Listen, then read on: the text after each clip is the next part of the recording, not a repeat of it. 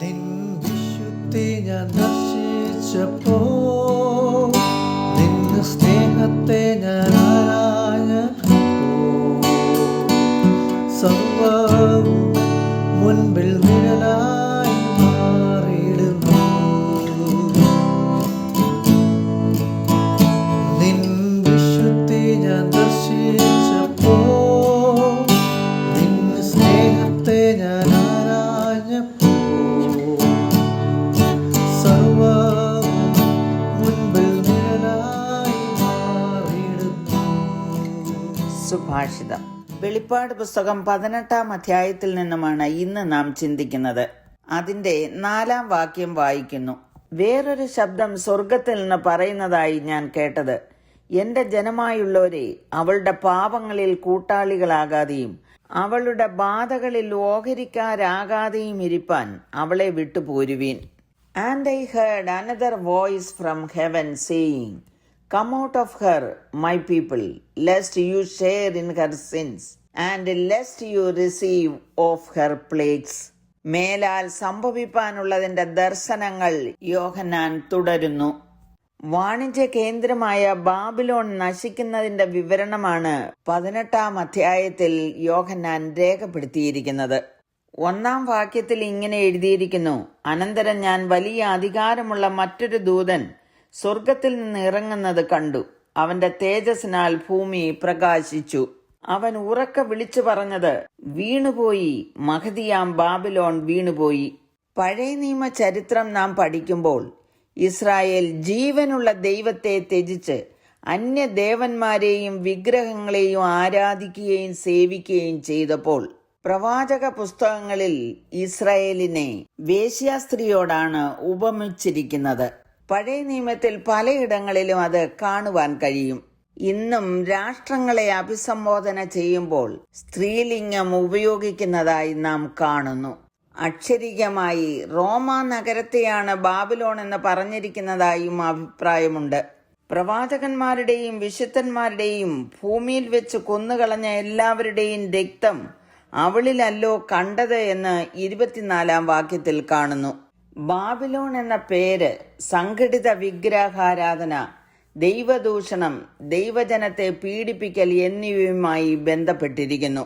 Babylon നഗരത്തിന്റെ വീഴ്ചയായി ഇവിടെ ചിത്രീകരിക്കുന്നത് ദൈവമില്ലാത്ത സംസ്കാരം, സമ്പൽ സമൃദ്ധി, ശാസ്ത്രം, രാഷ്ട്രീയം, വാണിജ്യ വ്യവസായങ്ങൾ, അസന്മാർഗികമായ ജീവിത രീതികൾ മുതലായ ലോക വ്യവസ്ഥിതിയെ പ്രതിനിധീകരിക്കുന്നതാണെന്ന് മനസ്സിലാക്കാം. അവളുടെ പാപം ആകാശത്തോളം കുന്നിച്ചിരിക്കുന്നു, അവളുടെ അകൃത്യം ദൈവം ഓർത്തിട്ടുമുണ്ട് എന്ന് 5-ാം വാക്യത്തിൽ കാണുന്നു. അവൾ ചെയ്ത പാപങ്ങളുടെ പട്ടിക തുടർന്ന് വായിക്കാൻ കഴിയും. ഈ പാപങ്ങളിൽ ഓഹരിക്കാരാകാതെ അവളെ വിട്ടുപോരുവാൻ ദൈവം തന്റെ ജനത്തെ വിളിക്കുന്നു. കാരണം ഇതിനെല്ലാം ഒരു അവസാനം ഉണ്ടാകാൻ പോകുകയാണ്.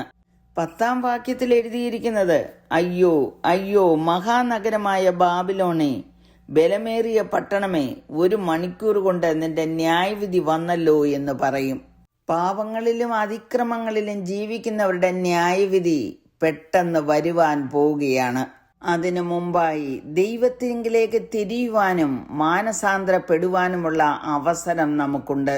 ബാബിലോണ്യ വ്യവസ്ഥിതിയിൽ നിന്ന് വിട്ടുമാറി ക്രിസ്തുവിനോടുള്ള ഏകാഗ്രതയിലും നിർമ്മലതയിലും ജീവിപ്പാൻ മുന്നറിയിപ്പ് നൽകുന്നു. ന്യായവിധിയുടെ സമയങ്ങളിൽ തന്റെ ജനത്തെ ന്യായവിധിയിൽ നിന്ന് വേർപെടുത്തുന്നതായി വേദപുസ്തകത്തിൽ കാണുന്നു. സോദോമിന്റെയും ഗൊമോറയുടെയും നാശത്തിനു മുമ്പ് ലോത്തിനെ ദൈവം വിടുവിച്ചു. ദൈവം മിസ്രൈമ്യർക്ക് ബാധകൾ അയച്ചപ്പോൾ തന്റെ ജനത്തെ ആ ബാധകളിൽ നിന്ന് ഒഴിവാക്കപ്പെട്ടു. ദൈവം തന്റെ ജനത്തോട് ഒരിക്കലും ദുഷ്ടലോക വ്യവസ്ഥയുടെ ഭാഗമാക്കുവാൻ കൽപ്പിച്ചിട്ടില്ല. ഈ കാലത്തിൽ ജീവിക്കുന്ന നമ്മോടും പറയുന്നത്, എന്റെ ജനമായുള്ളവരെ, അവളുടെ പാപങ്ങളിൽ കൂട്ടാളികളാകാതെയും അവളുടെ ബാധകളിൽ ഓഹരിക്കാരാകാതെയും ഇരിപ്പാൻ അവളെ വിട്ടുപോരുവീൻ.